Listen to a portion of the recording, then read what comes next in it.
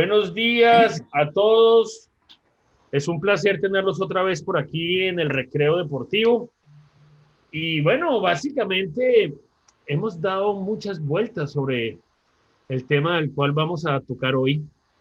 Y obviamente es un tema muy interesante, ¿no? Primero que todo, porque tiene que ver con algo que está directamente relacionado con la esencia humana. El ser humano, desde que tiene recuerdos en las famosas grutas de Altamira, y de ahí podemos llevarlo históricamente hasta lo que somos hoy, siempre se ha preocupado por mejorar, siempre se ha preocupado por cómo poderle ganar al vecino, cómo poder mejorar su calidad de vida, cómo poder hacer para que su familia se desarrolle más, cómo poder hacer para que haya progreso, cómo poder hacer tantas cosas como especie humana. Y finalmente, para generar todos esos logros, es muy importante entender que la especie humana va caminando acorde a una palabra que le permite poder lograr eso. Esa palabra se llama la estrategia. Gracias a la estrategia, el ser humano ha evolucionado y hay unos que les va mejor que a otros, históricamente. Y eso tiene que ver precisamente con ese proceso de pensamiento. Y para hoy tenemos un gran invitado aquí entre nosotros, y el invitado se llama Jaque Mate. Estimado Jaque Mate, bienvenido al Recreo Deportivo. Muchas gracias, Gurú. Una feliz noche a todos. Bueno, muy bueno. Entonces aquí estamos arrancando con esta historia de la humanidad que se llama la estrategia. Y efectivamente quiero comenzar con una frase brillante de un libro que es increíble. Se llama El arte de la guerra. Y en el arte de la guerra hay una frase espectacular que dice lo siguiente, se las voy a leer para que nos quede a todos absolutamente claro y contundente lo que estamos buscando como un proceso básico y esencial en esta línea. En el arte de la guerra dice, conoce a tu enemigo, pero conócete también a ti mismo, y así podrás salir triunfador en 1000 batallas. ¿Y eso qué tiene que ver? Que hemos visto que la estrategia se usa en todo, señores. Se usa para vivir, se usa para el amor, se usa para alimentarse, se usa para combatir, se usa para competir, se usa en el trabajo, se usa en cualquiera de nuestras competencias y carreras, y también se usa en el deporte. Indudablemente, la estrategia hace que en el deporte algo pueda triunfar sobre otra cosa. Entonces, hoy vamos a hablar sobre este famoso concepto estratégico del cual plantea indudablemente este libro del arte de la guerra, sobre ese proceso que la estrategia tiene, que significa entender la cultura, cómo vive el ser humano, qué está pasando. Y si usted tiene la capacidad estratégicamente de entender cómo vive el ser humano, va a entender cómo vive su opositor y cómo vive usted. Y obviamente qué hay que hacer para que su opositor o usted o le vaya mejor o le vaya peor, qué movimientos debe hacer, qué movimientos no debe hacer. Y por eso hemos invitado a Jaque Mate. Jaque Mate, que está aquí con nosotros, es indudablemente una persona que conocemos hace muchos años y todos somos absolutamente testigos de su elocuente carrera estratégica. Él fue, hay quien lo ve, porque los años han pasado, ¿no es cierto, Jaque Mate? Pero hay quien lo ve, fue campeón de ajedrez de Bogotá en infantil y también fue campeón bogotano en juvenil de ajedrez. Cuando éramos niños, él se paraba, como en la película El Gambito de la Reina, y cogía y iba llenando 6, 7 tableros a todos los amigos, y cada uno iba jugando, y él le movía uno las fichas y nos ganaba los 7. Entonces, Jaque Mate, pues creemos todos que si hay algo de qué aprenderle nosotros al mundo de la estrategia, es el ajedrez. Y el ajedrez es como el padre o la madre de ese proceso estratégico de pensar, de entender ese contexto cultural del cual se refería el arte de la guerra y entender precisamente cómo se mueve uno, entendiendo cómo se está moviendo el opositor. Entonces creemos que hay una gran semilla para entender todo este proceso, desde el ajedrez hacia el deporte y obviamente hacia otros deportes y obviamente hacia la vida misma, porque la estrategia es un juego de la vida. Entonces, arrancamos con eso. Jaque Mate. Por ahí leí yo que la historia del ajedrez proviene desde siglos atrás, que se habla que en sus orígenes lo que más se recuerda por ahí siglo VI, siglo VII, desde la India. Después llegó como a Persia, se movilizó de la India a Persia, luego llegaron los árabes, se tomaron a Persia y se llevaron el ajedrez y lo empezaron a llevar por Europa, el sur de Europa, y ahí conectaron con lo que es Rusia y empezó una expansión europea de lo que se llamó el ajedrez romántico, a lo que hoy estamos viviendo. Y con base en eso, desde la India a hoy, estimado Jaque Mate, cuéntenos un poquito sobre ese ajedrez. ¿Por qué el ajedrez es tan importante estratégicamente? ¿Cuáles son esos valores que usted ha visto que dan una gran diferencia de los cuales usted puede aprender como persona? Hablémonos un poquito del ajedrez. Jaque Mate, bienvenido. Muchas gracias por la presentación. Sí, efectivamente el ajedrez es un juego de estrategia. Básicamente, y como ya se dijo, pues consiste en eliminar al opositor, es decir, en tener una estrategia, unas tácticas, una dinámica de juego, una planeación de movimientos que conlleven a darle jaque mate al opositor, o al contrincante. Y para eso, pues hay que hacer una serie de estudios previos para determinar cómo poder mover las fichas de tal manera que logren los objetivos. En primer lugar, tenemos que, para el ajedrez es muy importante aprender las aperturas, ¿sí? Aprender a sacar las fichas muy rápido, a desarrollar los movimientos, ¿sí? A buscar un medio juego favorable y después es posible pues, buscar el rey enemigo para darle mate. Para eso hay 5, digámoslo así, líneas de pensamiento sobre las cuales analizar una posición con miras a buscar esos movimientos que le permitan a uno siempre tener alguna ventaja sobre el opositor de tal manera que lo lleve hasta el jaque mate. El primero de ellos consiste sencillamente en mirar el espacio.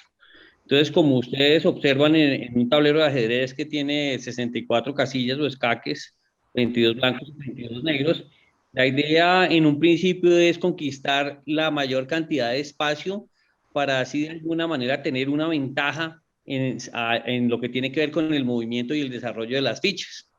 Entonces, es así como vemos en las aperturas tradicionales que buscan avanzar los peones lo más rápido posible hacia el centro para controlarlo. Eh, uh, Eso es muy importante porque va a permitir de alguna manera tener unas ventajas en cuanto a movimientos de las fichas. Lo otro que se mira en lo que tiene que ver con el ajedrez es la seguridad del rey. Es como la segunda cosa más importante porque eso dependerá que el enemigo no nos pueda vencer en el juego. Entonces, digamos que siempre tienen que tener en cuenta que su rey debe alcanzar la máxima seguridad antes de buscar cualquier estrategia. La tercera, la tercera dinámica que uno busca, además, como ya lo dije, del espacio y de la seguridad del rey, es buscar las mejores casillas para las fichas que uno tiene. Como ustedes saben, pues el ajedrez consta de 32 fichas, 16 blancas y 16 negras. Hay 8 peones, hay 2 torres, hay 2 caballos, hay 2 alfiles, hay un rey y hay una dama. Y lo que se busca es lograr la máxima dinámica que pueda tener una ficha. Entonces, por ejemplo, un peón central vale mucho más que un peón lateral en la medida en que Se se puede puede tener. mover. Sí. Por ejemplo, un caballo en el centro ataca 8 casillas. Entonces, digamos que la dinámica inicial también busca que los caballos estén en las mejores ubicaciones. Un caballo en una esquina pues solo ataca 2 casillas, entonces pues la idea nunca es tener los caballos en las esquinas, sino buscar que vayan al centro. De igual manera sucede con los alfiles.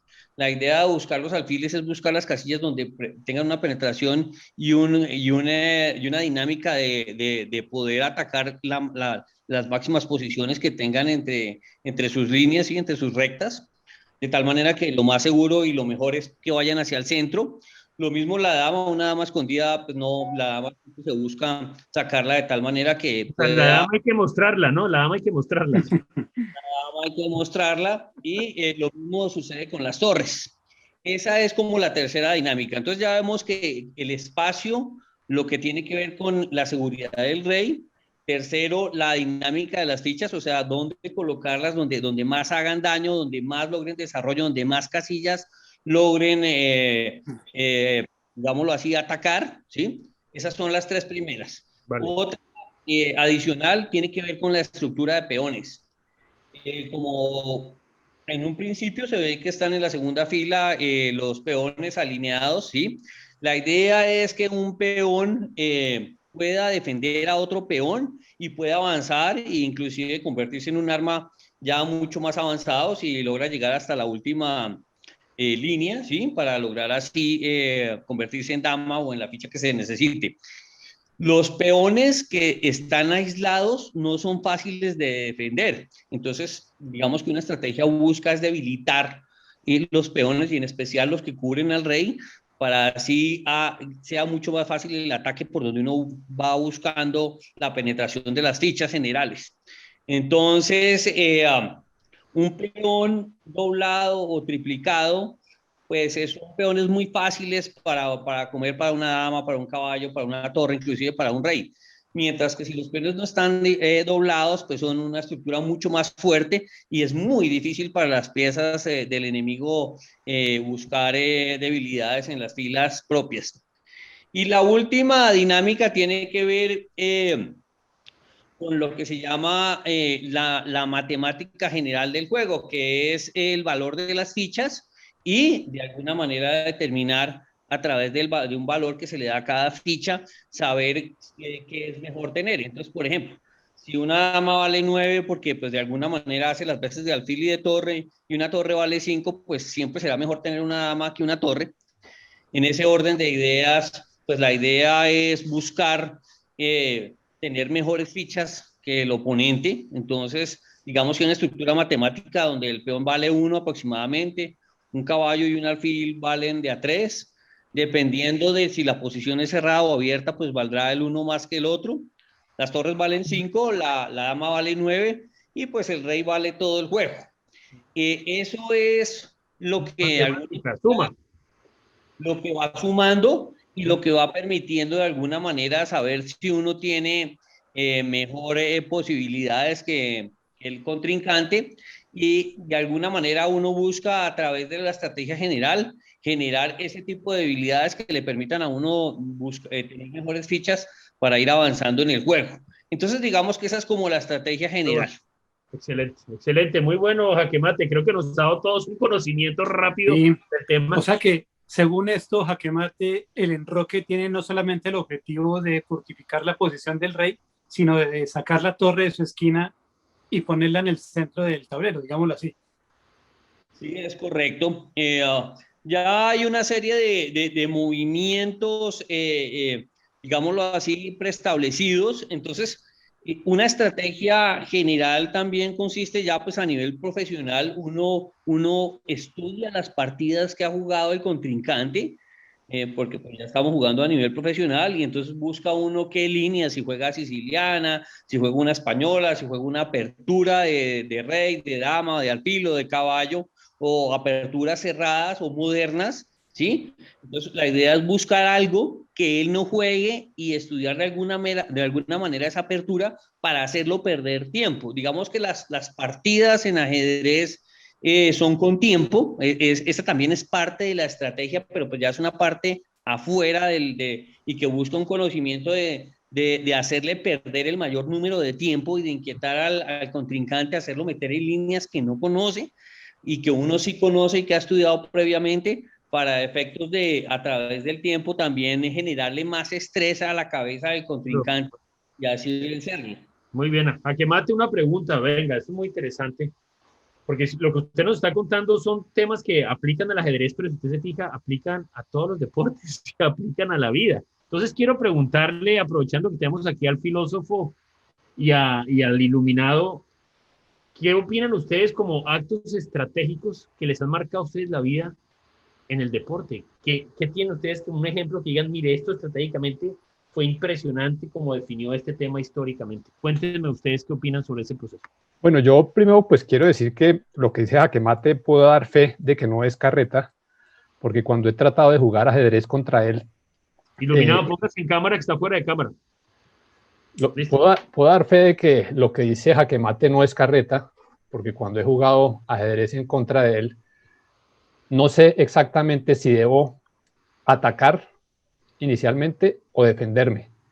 Y cualquiera de las dos estrategias que siga, siempre me doy cuenta de que él está metido en su caverna, digamos, en su estructura de defensa, y no veo por dónde entrarle, y cuando menos me doy cuenta ya me tiene trincado con una llave inglesa, o sea, me tiene contra el piso. Entonces, digamos que yo, en ese sentido, quisiera hacer un paralelo con, digamos, lo que he investigado un poco de la estrategia del fútbol, y quisiera pues traer como a colación lo que fue este personaje que vemos aquí en este tablero, que ustedes no sé si lo reconocen.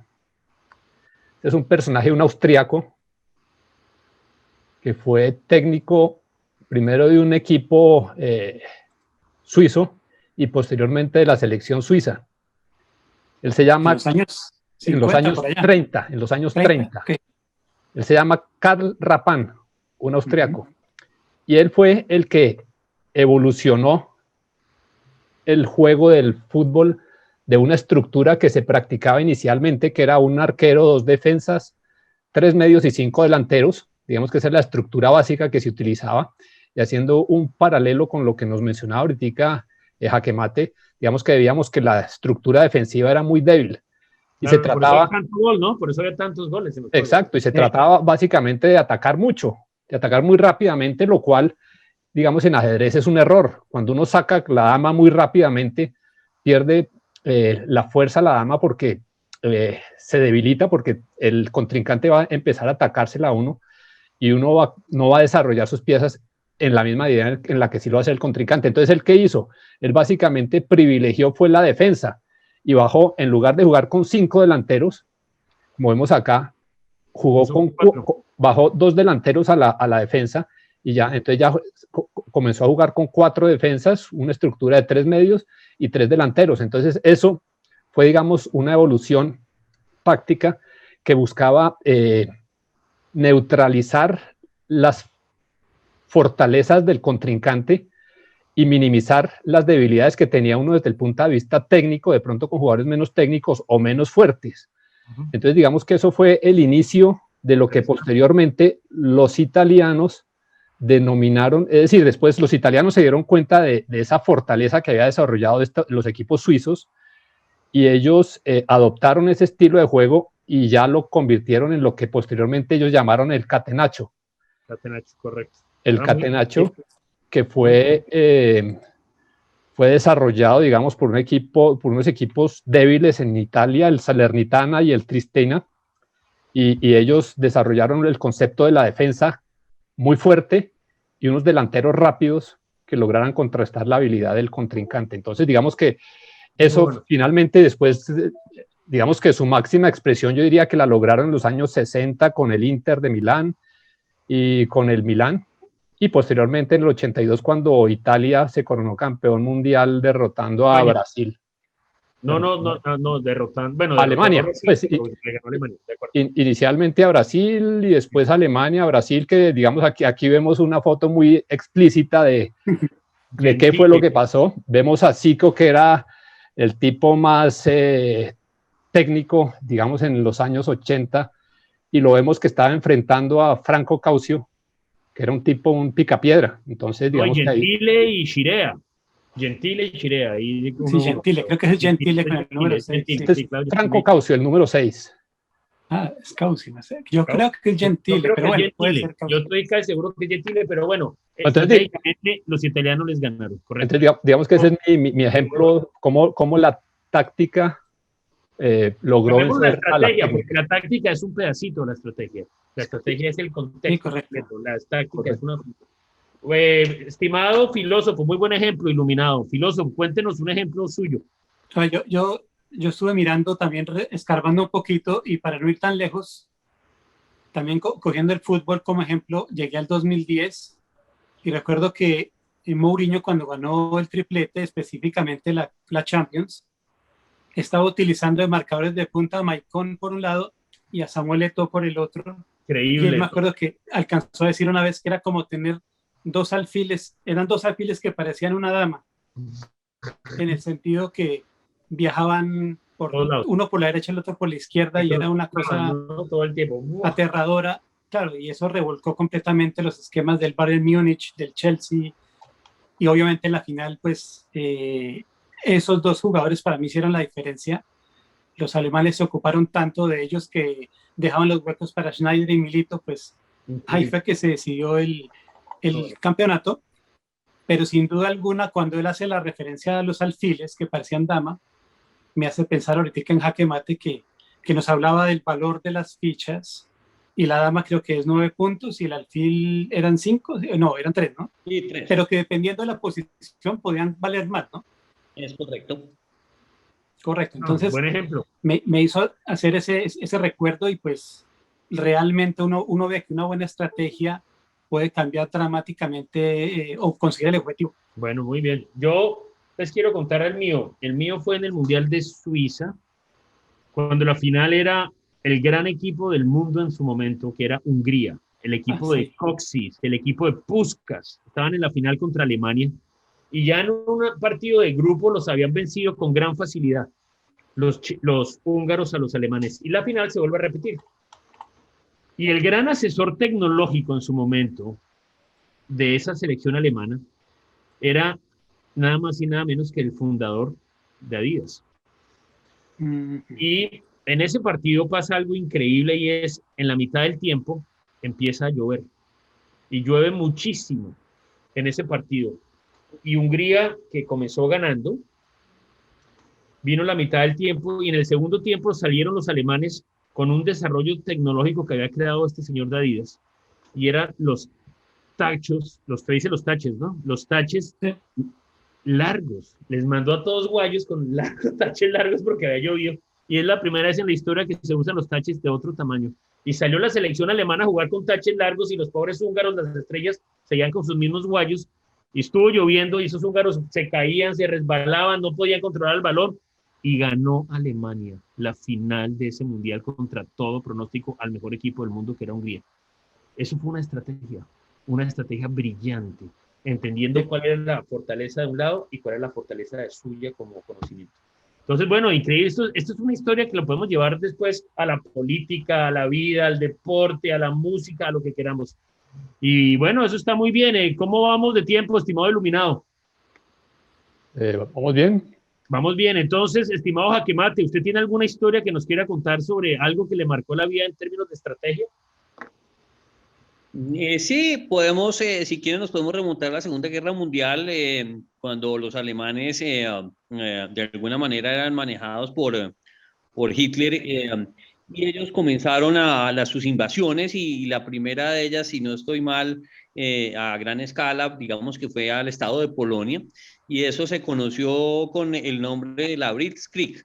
La Blitzkrieg es una guerra de velocidad, de tal manera que la estrategia de los ejércitos cambió. Ya no era solamente dedicarse a hacer trincheras y hacer unos ataques y de golpe mover rápidamente la artillería y ablandar un poco y después mandar al ejército, no, sino un ejército mecanizado muy, muy rápido, apoyado por una Luftwaffe, y de eso, por ejemplo, lograron conquistar un país en cuestión de 15 a 30 días, que eso es algo increíble y eso no se había logrado nunca.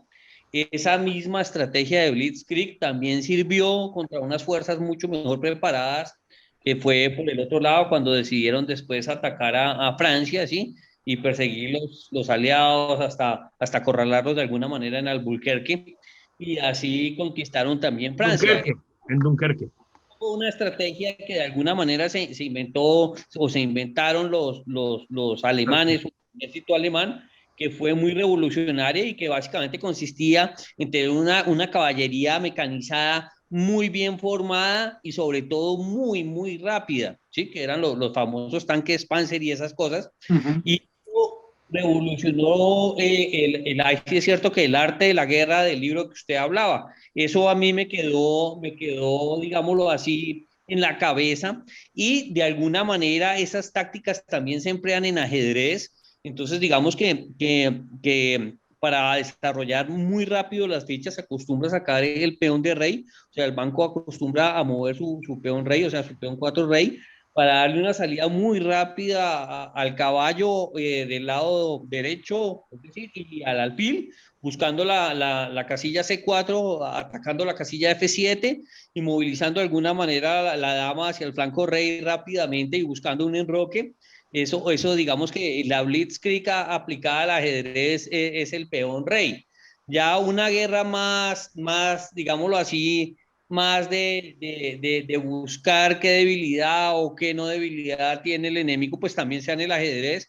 Entonces, digamos que hay gente que le gusta que las cosas no vayan tan rápido. Entonces, hay un juego que es medio cerrado, que es el de peón dama, que de alguna manera el blanco lo que propone no es no es acabarse de una vez ni enfrentarse ni buscar soluciones abiertas, sino buscar soluciones semicerradas. Entonces esa estrategia es a más largo plazo y lo que busca de alguna manera es desarrollar completamente todas las fichas y buscar posiciones, ir poco a poco ganando terreno y estratégicamente a través de tácticas de golpe conseguir una solución matemática y por último sí ya proceder a atacar después del medio juego al rey. Otra estrategia que era la que se utilizaba antes también con los ejércitos tiene que ver con un juego cerrado. Entonces, por ejemplo, en la Primera Guerra vemos cómo era la guerra de trincheras. Entonces, buscaban no tanto, aunque sí buscaban el ataque, lo que buscaban eran tener unas defensas férreas increíbles, con llenas de túneles y de cercas y de cosas, y era como más una cosa súper cerrada, donde podían pasar meses y de golpe se ganaba 1 metro, o se perdían 15 metros, o se perdía 1 kilómetro. Era el aguante. Es lo que se conoce en el ajedrez como el juego cerrado. Es cuando uno hable con el peón de dama, un C4, o hable uno con un G7, o un B7, o saca uno de los caballos. Entonces eso es lo que me ha formado eso que les estoy contando. Yo quería hacerle una pregunta rápida a Jaque Mate. La pregunta es, ¿usted tiene dentro de la historia del ajedrez algún jugador preferido en cuanto a su juego, en cuanto a cómo maneja su estrategia, etcétera? Sí, claro que sí. Yo, digamos que el primer libro que leí y que fui por ahí, creo que fue a la librería Lerner cuando tenía por ahí unos 9 años o 10 años, ese es el libro de Paul Morphy. Paul Morphy fue un jugador que jugó con el primer campeón. Un jugador americano, Paul Morphy era americano. Sí, jugó con Schneitz, con el primer campeón mundial que hubo, ¿sí? Y él fue el mejor, él nunca fue campeón mundial, pero él siempre fue el mejor jugador de su época. Y él se basaba en este juego que yo les estoy diciendo, un juego de gambitos, de sacrificar peones por todos lados para tener sus fichas siempre en las mejores posiciones. Y él prácticamente que no jugaba peón dama ni peón alfil, solo jugaba peón rey y sacrificaba inclusive muchas fichas con tal de lograr un ataque rápido al rey enemigo. Entonces, de alguna manera, ese fue como mis inicios del ajedrez en relación con el peón rey, y yo todavía juego peón rey, yo casi nunca juego peón dama, y en cambio, cosa contraria, en lo que tiene que ver con las defensas, yo juego es defensa francesa, que es una defensa muy larga, donde hay una pared de peones en el centro y donde son jugadas ya a muy largo plazo de ubicar ciertas fichas en determinadas casillas para ir logrando unas ventajas muy mínimas. Entonces, eso fue lo que me marcó a mí, ese jugador. Bueno. Paul Morphy, claro, yo lo leí sobre él. Jaque Mate, nos acaban de llegar las preguntas de Atila. Tenemos que arrancar con Atila, que acaba de mandar las preguntas. El amigo Atila pregunta, bienvenidos. Entonces, la primera pregunta va para nada más y nada menos que el filósofo. A ver, el primer campeón del mundo de la historia del ajedrez. Eso fue en el siglo XIX. Era checo. Nacido en Praga. ¿Quién fue el primer campeón de la historia? El primero, no. Oficialmente, la verdad es que no. No, es un histórico. Checo. Bueno, yo estoy casi seguro que el Jaque Mate está que se lanza al ruedo y puede ayudar. Ese es el primer campeón de la historia, Jaque Mate. Me parece que fue este señor Schneitz que les digo yo. No estoy... ¿Ah? Sí, correcto, muy bien. La expone 5, Jaque Mate. Le acaban de decir a ti las 5 para Jaque Mate. Claro que era prestado de filósofo. Segunda pregunta. Estas son preguntas duras. Este señor checo, Steinitz, luego perdió con un alemán que era un matemático, que se convirtió en el campeón mundial más largo de la historia. 27 años duró este señor como campeón del mundo. Fue el segundo gran campeón. Estimado Iluminado, ¿quién era ese alemán matemático que estuvo 27 años como campeón del mundo? El más largo de la historia. 27 años, no, me corchó, la verdad, no. Esa podría ayudarle yo. Dele, hágale, suéltela. Emanuel Lasker. Muy bien, filósofo. Le vamos a volver al filósofo los 5 que le había quitado el jaque mate. 5. 27 es que años. Steinitz sí no la conocía, la verdad. Sí, bueno, ya sabe, Lasker le ganó a Steinitz y por eso se volvió campeón del mundo. Muy bien, excelente pregunta. Siguiente pregunta. Esta está para el ¿qué? Jaque mate. Jaque mate. ¿Quién fue el primer gran maestro colombiano?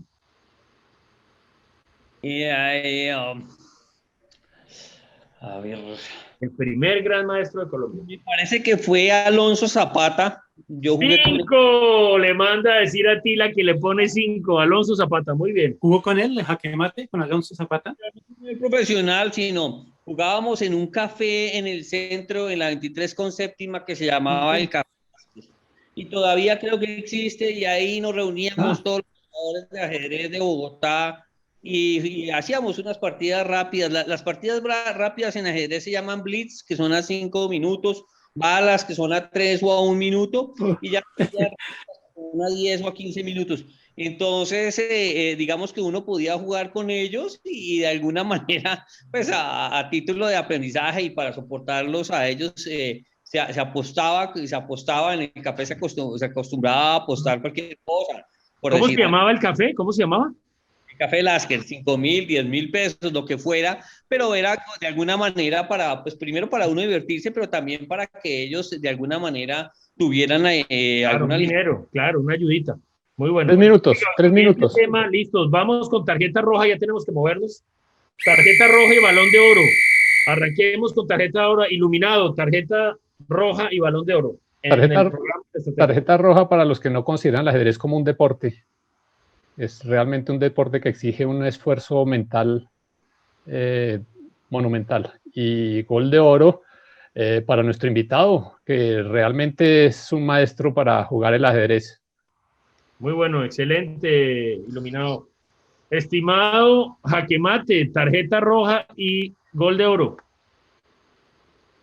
Pues tarjeta roja de alguna manera se da cuando en cualquier deporte, sea el ajedrez o digamos en este caso lo que sucedió esta semana en el tema del fútbol, la gente se da por vencida o lo que es peor aún piensa que ya venció, como es el caso que nos pasó en el partido de Colombia con Argentina, donde los argentinos nos hicieron 2 goles muy rápidos y sencillamente ya cambió el nivel de juego de ellos y ya era otra cosa, y como los colombianos a contrario se enriquecieron y no se desesperaron, no se vinieron a menos como normalmente sucede en el deporte, que se ve vencido. O cuando nos toca ya cerrar el programa. Filósofo, tarjeta de oro y balón de oro, tarjeta roja.